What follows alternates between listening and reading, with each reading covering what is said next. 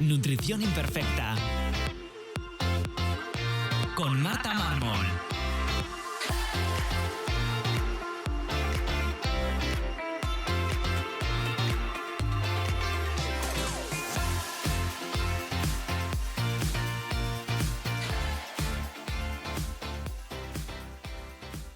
Bienvenidos a Nutrición Imperfecta, el podcast de Marta Mármol.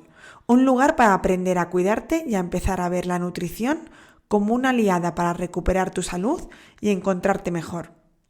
Te recuerdo que puedes descargarte mi ebook gratuito Síntomas digestivos, la gran epidemia en martamarmol.com/ebook y que si quieres que te acompañemos en tu caso particular para recuperar tu salud, puedes reservar tu consulta individual con cualquier persona del equipo, tanto de nutrición como de psicología, en martamarmol.com.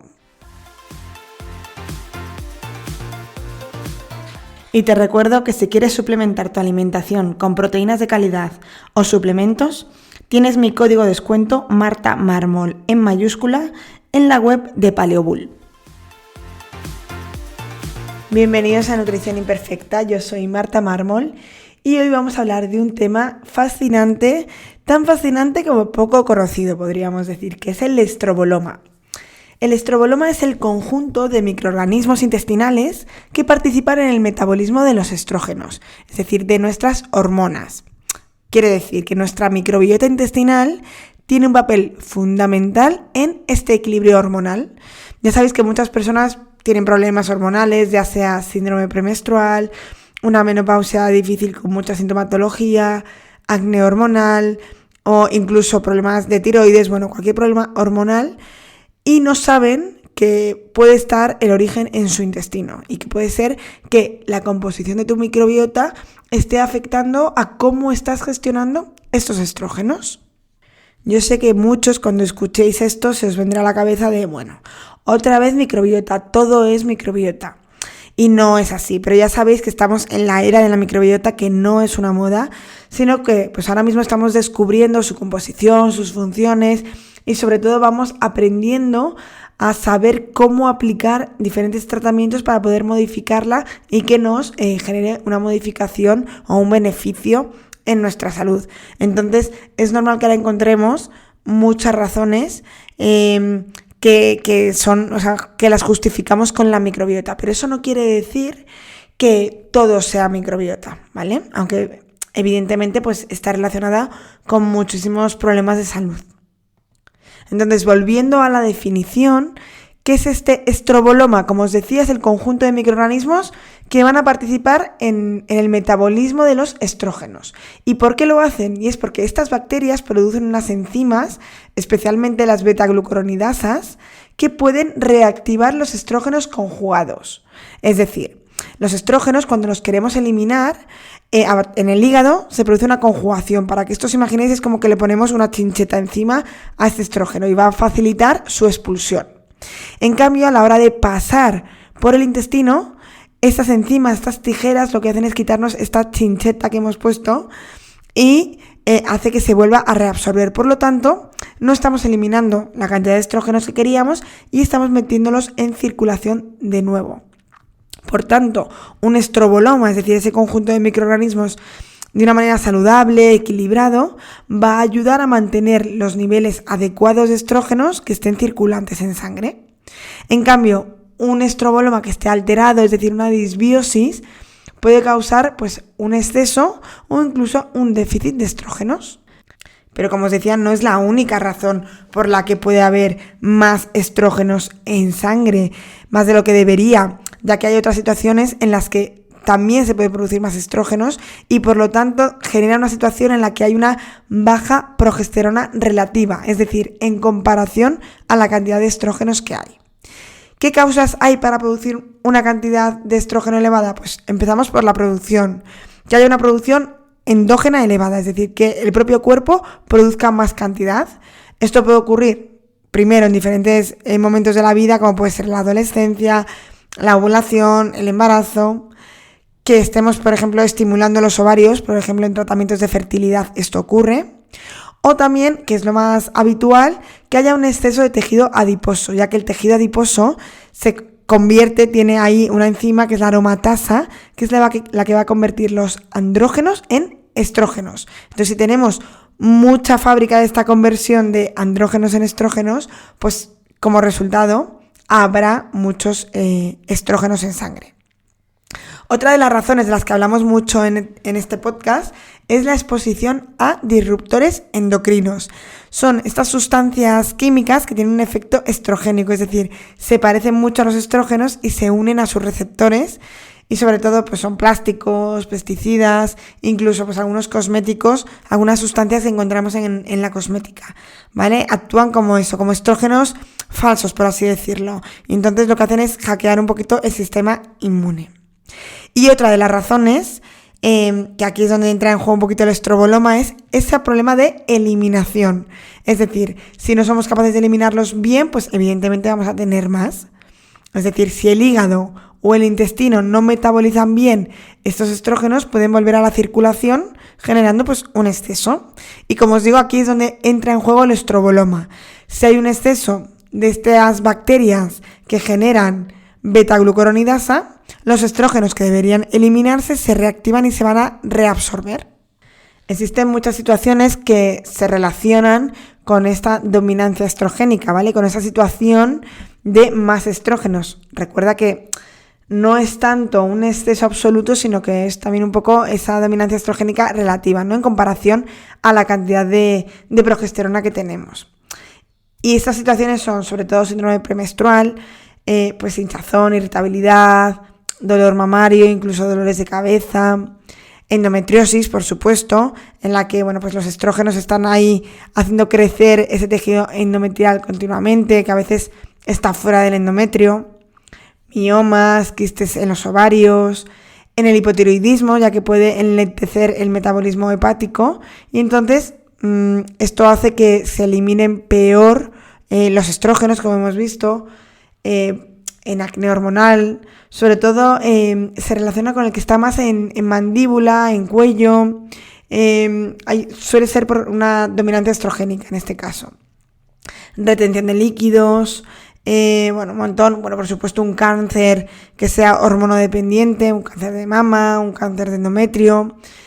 Como veis, hay muchas situaciones en las que la gestión estrogénica es importante y tener ese control o modularla de alguna manera va a beneficiar en los síntomas y en el desarrollo de estas patologías, ¿no? Entonces, ya metiéndonos un poquito más en el estroboloma, ¿qué bacterias están ahí dentro en este grupo de microorganismos que consideramos del estroboloma? Pues son las bacterias que producen beta-glucuronidasa. Y aquí, sobre todo, destacan Escherichia coli, Clostridium, Bacteroides, Bifidobacterium, Lactobacillus, ¿vale? La gran mayoría son bacterias proteolíticas, estas que degradan proteína. Y las podemos ver en una prueba de microbiota, ¿vale? Y no todas estas bacterias son malas, entre comillas. Ya sabéis que la gran mayoría de las bacterias o microorganismos no son malos en sí, sino que a veces están sobrecrecidos y hay un desequilibrio. Pero en este caso, ninguna de estas tiene por qué ser mala, simplemente que su exceso de desequilibrio sí que va a generar pues un exceso de esta enzima y va a hacer que reabsorbamos más. Hay algunos test en los que también podemos medir la cantidad de beta-glucuronidasa. Entonces, si tenemos un problema hormonal, quizás puede resultarnos interesante. Aunque si tenemos a una persona que tiene un problema ya de síndrome premenstrual o de, una tendencia a tener más estrógenos y vemos que tiene también gases, que tiene hinchazón abdominal, cambio en las deposiciones, podemos quizás sospechar de que hay allí un exceso de este tipo de bacterias y hay que equilibrarlo, ¿vale?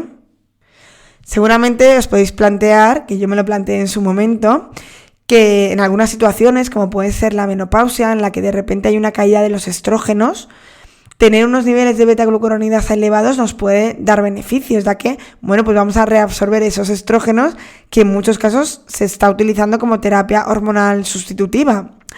Y sí, pero no. Entonces aquí, como siempre, tener una actividad de esta beta-glucuronidasa es beneficioso porque ayuda a mantener estos niveles de estrógenos, pero Si la betaglucuronidasa está elevada por disbiosis, por ejemplo, pues por un exceso de estas bacterias como puede ser E. coli o Clostridium, también va a haber una inflamación sistémica, va a haber aumentada la permeabilidad intestinal y, por supuesto, se va a saturar el hígado, lo que va también a inhibir bien la eliminación de los estrógenos. Por tanto, lo ideal es tener siempre ese estroboloma más o menos regulado y no va a ser una estrategia que la reabsorción de estrógenos se aumente por aquí, ¿vale? Es más interesante dar una terapia hormonal sustitutiva de manera externa. ¿Y qué podemos hacer si tenemos a una persona delante o tú misma sientes que tienes ese síndrome premenstrual? Bueno, pues toda esta sintomatología de exceso de estrógenos. Bueno, lo primero que tenemos que hacer es evaluar la salud digestiva. Síntomas, hacer un test de microbiota si se ve conveniente. Yo esto siempre lo recomiendo que os lo mande un profesional después de conocer bien vuestro caso, ¿vale? Porque no siempre es necesario, a veces podemos jugar sin ellos. Y hay veces que me llegan pacientes que se lo han hecho y no se lo ha mandado nadie y primero no saben luego quién interpretarlo y a lo mejor no es la prueba primera que te mandarían, ¿no? Entonces yo creo que siempre es mejor consulta con un profesional y luego, si él lo considera, pues hacer una prueba de microbiota. Y evidentemente si hay síntomas hay que empezar a tratar por aquí, ya sea con esa prueba de microbiota o a través de sintomatología. Y si encima ya, pues eso, contamos con un síndrome premenstrual, una endometriosis, pues bueno, pues evidentemente tenemos que tirar por aquí para bajar esa inflamación y ver qué está pasando en el intestino. Por supuesto, revisar esa dieta. Luego os doy más ideas concretas de qué cositas podemos añadir y de qué nos podemos ayudar. Pero así en grandes rasgos, favorecer que sea rica en fibra, ya que va a favorecer que esos metabolitos se vayan eliminando, y evitar exceso de grasas saturadas, alcohol, azúcar, bueno, pues lo de siempre al final, ¿no?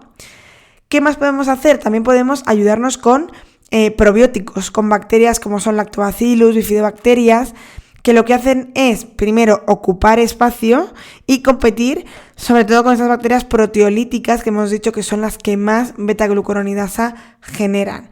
Además de ocupar espacio, también generan un ambiente que favorece que no sobrecrezcan el resto de bacterias, ya que las Lactobacillus, por ejemplo, generan ácido láctico, es decir, generan un ambiente más ácido en el intestino, que hace que no estén tan cómodas estas proteolíticas. Entonces, pues es como que hacemos un ambiente para evitar que sobrecrezcan, que no estén a gusto. También podemos dar probióticos específicos que tengan, pues en salud hormonal, y si tenemos una prueba de microbiota, pues evidentemente por ahí. Además tenemos que ayudar al hígado. Tenéis un episodio sobre detox hepático, pero bueno, resumidamente el hígado tiene dos fases, la fase 1 y la fase 2. Y a través de estas fases vamos a eliminar tanto tóxicos, pero también hormonas, por ejemplo los estrógenos. Entonces, para que el hígado haga bien su parte, tenemos que estar seguras de que tiene pues todos los nutrientes suficientes, que no está saturado, etcétera. Y si es el caso, pues ayudarlo con suplementación. Por supuesto, aquí reducir tóxicos y disruptores endocrinos. Si tenemos un exceso ya de estrógenos, pues cuanto menos tengamos, cuanto menos metamos de forma externa, pues mejor. Y además, pues vamos a saturar un poquito menos ese hígado. Actividad física regular, de normal, y además, pues mejorar la composición corporal, tener más masa muscular. Si hay un exceso de grasa, habrá que ver si se puede modular de alguna manera, intentar reducirla sin que sea nuestro principal objetivo ni lo más importante, porque a veces esto genera agobio. Pero sí que entender que en el tejido adiposo tenemos esa aromatasa que es la que nos va a convertir esos andrógenos en estrógenos y por tanto, pues si disminuimos ese tejido adiposo va a disminuir esa conversión. Y por supuesto, que lo pongo en último pero no lo es, gestión del estrés, ¿vale? Ya que impacta directamente a esta composición de la microbiota. Y como os decía, vamos a ver qué cositas de alimentación podemos añadir que nos pueden ayudar. Lo primero que os recomendaría sería semillas de lino molidas. Ya sabéis que las semillas, para consumirlas adecuadamente, tenemos que triturarlas, hidratarlas, es decir, no debemos consumirlas enteras. Tenéis otro episodio sobre esto. Entonces, en este caso, las semillas de lino molidas son muy ricos en lignanos, que tienen acción fitoestrogénica, ¿vale? Débil. Entonces, nos ayudan a eliminar estos estrógenos, ¿vale? Y además también van a ayudar al crecimiento de bacterias que son beneficiosas. Y también pueden modular esta beta-glucuronidasa, ¿vale? Indirectamente. Entonces, ¿cómo lo podemos hacer? Pues añadiendo una cucharada de semillas de lino molidas al yogur, a un puré, a una ensalada, donde queramos, al día. También nos puede ayudar todo lo que sean las crucíferas, ya que son muy ricas en sulforafano. Las crucíferas son el brócoli, la coliflor, la col rizada, las coles de Bruselas, los rabanitos. Y como os digo, son muy ricos en sulforafano y en indol 3-carbinol. Esto que son unos antioxidantes tan potentes que estimulan la vía hepática por la que se va a eliminar ese detox hepático tan importante en los estrógenos. Y también además favorece que los metabolitos de los estrógenos, que no hemos hablado de esto, vayan hacia un metabolito más seguro y menos proliferativo. Es decir, cuando se convierten en diferentes tipos de metabolitos para eliminarse, dependiendo de dónde se ponga esa chincheta de la que os contaba antes, pues va a tener un efecto mayor o menor. Pues este tipo de antioxidantes como el sulforafano va a favorecer que se hagan los menos dañinos, por así decirlo, ¿vale? Y además también puede reducir un poquito esa actividad de la beta-glucuronidasa por los cambios que puede producir en la microbiota. También otros antioxidantes como pueden ser la granada, los arándanos, la semilla de uva o la uva, también nos va a favorecer esta acción antioxidante en el hígado y además también con la generación de bacterias beneficiosas que van a modular el sobrecrecimiento de este tipo de bacterias. Y de esta misma manera podemos hablar de probióticos como hemos visto antes. Todo probiótico, ya sea en suplementación o sea en alimentos fermentados, van a ayudar a pues, que la composición de la microbiota sea mejor y por tanto la producción de beta-glucuronidasa sea menor. Y hay un suplemento como es el calcio D-glucarato, que es el más estudiado en estos casos, que lo que va a hacer es inhibir la actividad de esta beta-glucuronidasa, que dudaos si contarlo o no, porque muchas veces aquí yo os quiero contar todo, pero luego muchas veces compráis suplementos cuando no es vuestro caso y cuando no deberíais. Entonces, esta información está genial para conocer que hay algo más ahí, pero no para que te automediques y te autogestiones tu caso tú. Tanto si eres profesional de la salud como si no lo eres. O sea, imagínate si eres paciente, esto tiene que verlo alguien y conocer el contexto. Pero sí que quiero contar que el calcio de glucarato, pues lo que hace es eso, inhibir la actividad de esta enzima y por lo tanto ayuda a que esos estrógenos que hemos conjugado en el hígado no se vuelvan a reabsorber en el intestino, ¿vale? Pero pueden interferir con algunos fármacos, así que por ejemplo con el paracetamol, o sea que cuidado y que lo tengamos en cuenta. Y con esto yo creo que finalizamos este episodio. Simplemente el resumen es que quiero que os quede claro que la gestión estrogénica, la gestión hormonal, no solo depende de cómo esté nuestras hormonas en general, sino que hay muchos factores y entre ellos, pues bueno, la microbiota puede estar ahí haciendo un papel muy importante y que con algunos cambios, tanto de dieta, con suplementación o probióticos, podemos modular mucho este síndrome premenstrual que en muchas personas es incapacitante o incluso si hablamos ya de casos más importantes como por ejemplo puede ser un cáncer de mama, pues importantísimo saber que eso está ahí y que tenemos algunos mecanismos para poderlo modular. Espero que te haya gustado, que hayas aprendido mucho y que, como siempre, si esto crees que le puede resultar interesante a alguien, pues me ayudas mucho compartiéndolo, mandándoselo a todas esas personas que una semana antes de tener la regla no pueden salir de casa porque le molesta todo o incluso está súper irascible, que seguro que le da un poquito de luz en esta oscuridad de que a veces es las molestias menstruales. Nos escuchamos en el siguiente episodio aquí, en Nutrición Imperfecta.